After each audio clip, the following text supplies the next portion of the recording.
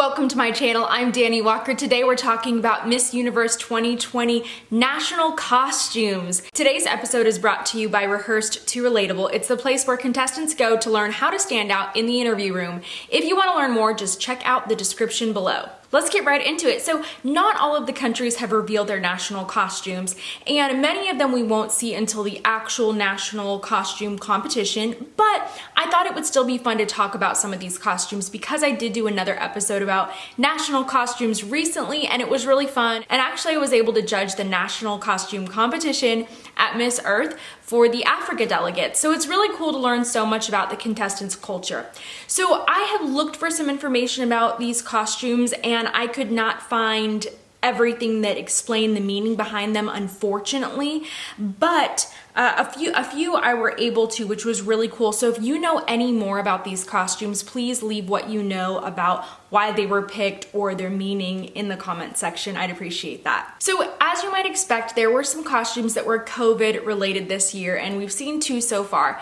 One is Israel's, and hers was created out of the surgical masks that everybody has been wearing. It was a really creative idea, and I think it was a cool concept, but I don't think that it's really going to stand out on stage. And unless a judge knows the background story behind it, they might not even recognize the material that the dress is made out of or really be able to appreciate it. Her national costume is really beautiful to me. It's very couture, it's very high fashion, and it's creative. I love the collar sort of sleeves that are happening here. The special thing about this national costume is that children in South Africa helped to create it. Their drawings were turned into fabric that was used to create this dress, and it's very beautiful. It's supposed to signify hope throughout everything that's happened this year and all the things that South Africa and the world have overcome. So it's a beautiful message. I really like it. Like the corseted waist on this national costume is stunning to me, and just the beading detail and the colors in it, I absolutely love it. The one thing I would change though is her hairstyling and the earrings. I don't know, like for me, it just didn't elevate the look very much. I'm not exactly sure even what hair I would do with this, but maybe down. But I can understand that because of all of the details on the top that they really wanted to pull the hair away from her face. So I understand the choice. After initially recording this episode, I found out some more information about this costume. It is an alebrije, and an alebrije is a surrealistic Mexican craft that can be made of cardboard, paper, or wood. Different techniques are used for the making, modeling, and development of the creation. It can have shapes or amorous creatures or imaginary fantastical beings with the peculiar feature of having a picturesque and very eye-catching color. Thought of the dedication, effort, creativity, and love put on by so many craftsmen who have done so for many years. Her bodysuit is an entire piece of nude color, hand embroidered with fine crystals of different sizes and colors, shapings, and beautiful figures. At the top dazzles the face of the alebrije in the inspiration of a fantastic and imaginary being. This piece was made in the technique of paper by Oaxacan hands, decorated with painted figures and thousands of crystals, giving a fantasy and unmatched glow. There are colorful exotic feathers descending on this, complementing the majestic wings made in the most artisanal style, painted in live colors with details on glass stones and covered with multiple bright colored feathers to highlight that creation. The choice of this design is based on the representation of culture, craftsmen, and Mexico worldwide. A unique way to express imagination, creativity, and talent, demonstrating once again the diversity of Mexico. Enlighten great artists day after day who surprise us with these beautiful and unique designs which once emerged from a dream. It takes a month and a half of hard work and sewing and embroidery and paint staff. Created in the most crafty style and with very characteristic details that personify the alebrije. Taking care of every detail and made with a lot of effort and love, today they are embodied in this beautiful and unique alebrije. It's so intricate, it's so detailed, and it's really beautiful. And I just love it. I love that we're seeing lots of color on the stage. In years past, I feel like these really big, ornate national costumes were oftentimes metallic or rhinestones, which is beautiful in itself. But this is really cool to see these neon colors. Here is another very similar national costume. I wish that I knew more about the meaning behind this, but it is beautiful and these details are incredible. I love this close-up footage because I feel like a lot of these costumes, you cannot really appreciate them at a distance. It's one thing to see them grand on stage, but it's another thing to really look up close and think about the amount of hours and work that had to go into conceptualizing this national costume, but also creating it. Are you loving this episode? Would you please give it a thumbs up and subscribe and comment the name of your favorite country's national costume. This costume honestly is one of my favorites, and I was able to get some information translated about it, so I'll read this to you. This is what they released about this national costume. It says, 500 years plus of legend, culture, and tradition. Panama's history recounts events that have transcended since the arrival of Europeans. The foundation of Panama City in 1519, the first firm land located off the coast of the Pacific, kicks off the history that frames this design. The trips of the Spanish to Castile de Oro, the institution of the Portobello Bay, and the traffic of goods from Europe towards the Viceroy of Peru, and the discovery of new lands in South America propagated the expansion of Christianity inherited from the conquerors in the Panamanian territory. After the destruction of the city of Panama by pirates and corsaries in 1671, the villagers moved 10 kilometers to build a city called Old Town. The legacy of our ancestors telling the story, they tell us that our greatest riches came in these ships, which came loaded with traditions, customs, religion, and hopes for some. The historical representation that lets us see this suit is the symbolism of a growing culture to what with 500 years ago, and that becomes today a sovereign nation with vision of growth and above all impregnated by history, tradition, customs, and beliefs like no other country on the continent, because Panama is where the Americas converge. So my translation was a little bit rough at the end, but regardless of that, there's a lot of history here, and I love that it's this national costume, and it's a ship essentially. It represents the ships that came from Europe to the Americas, and I thought it was really creative, and it's something that I haven't seen before, and it was just so well executed and so gorgeous. We've yet to see Chile's costume in person, but we do have a sketch of it, and it looks incredible. It's based off of a mythological character or story, and I'm not familiar with the story, but it is stunning, and I think that it could look really, really amazing on stage, so I'm excited about this one.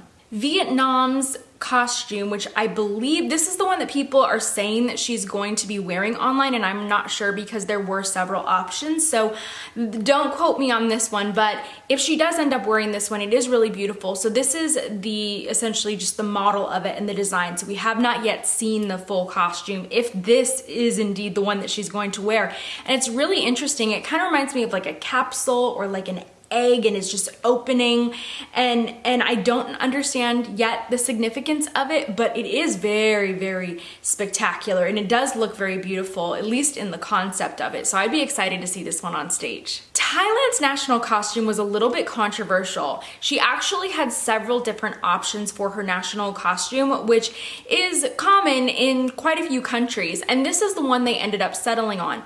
But just as they were deciding what costume to pick for Amanda, unfortunately Miss Grand Laos also released that she would be wearing a very similar costume to Miss Grand International, which she did.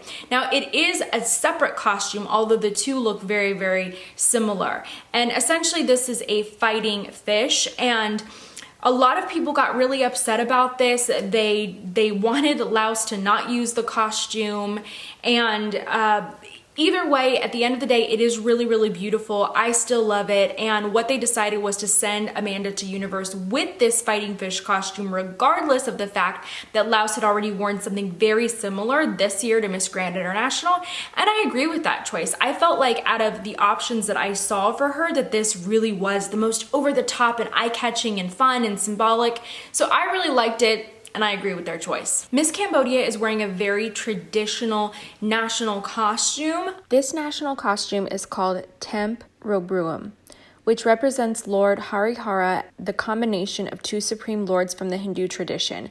Lord Vishnu, Hari, is on the left, and Lord Shiva, Hara, is on the right. which was one of Khmer Empire's official regions.